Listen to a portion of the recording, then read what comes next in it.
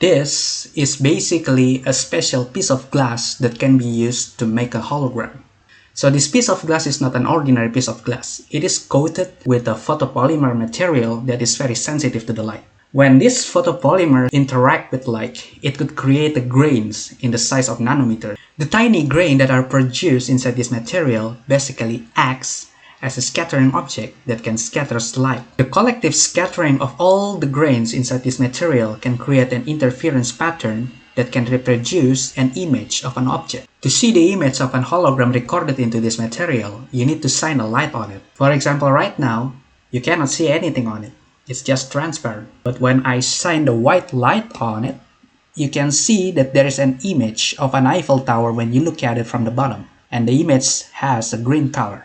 But why do we need the white light to see the Eiffel Tower? And why is the Eiffel Tower has a green color? Well, basically hologram is just interference between two waves, what we call the reference waves and also the object waves. And this interference happened and recorded by the forming of the grain inside this photopolymer material. The reference wave is basically the light that is coming directly into the photopolymer material from a light source. Usually we use a laser for it. On the other hand, the object waves is basically a light that is reflected by the object into the photopolymer materials. When these object waves and reference wave combine inside the photopolymer materials, they will form an interference pattern. However, the way that the reference wave and also object wave reach the photopolymer material and then do the interference can affect the hologram that is formed. We can divide the hologram into two types, the reflection hologram and also the transmission hologram. For the transmission hologram, you can see the figure A. Here, the reference wave and also object waves are in the same plane. They are located at the left side of the medium.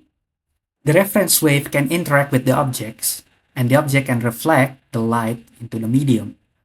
So basically, the interference happens on the surface of the medium on the left side of the medium. For the reflection hologram, the reference wave and also the object waves are located at the different location with respect to the medium.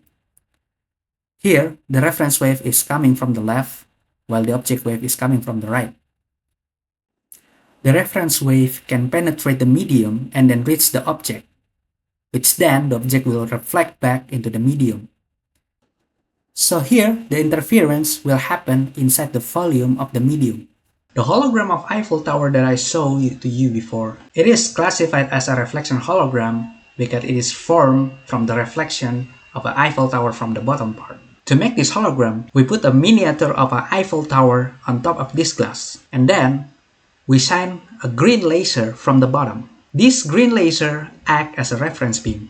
Some of the green laser light will penetrate this glass and reach the Eiffel Tower on top of it. The light that reached the Eiffel Tower will be reflected back into this glass. So there are two waves, the reference waves and the reflected wave, which is basically an object wave. And they will interfere at the volume of this medium. When they interfere, they will create the grains with the size of nanometers that change the refractive index of this medium, the photopolymer material. This change of refractive index due to the forming of the grains will act as a grating similar to the bra gratings. However, since we were using the green laser to make this hologram, only green light can interfere constructively inside this material. This means every other wavelength other than green wavelength cannot interfere constructively. That is the reason why, when we shine a white light on it, we can see that the Eiffel Tower only has a green color because the bra grating that we made is formed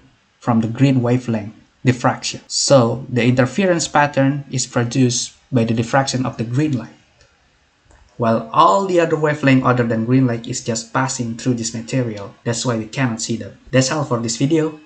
Thank you for watching, and don't forget to subscribe. Bye bye.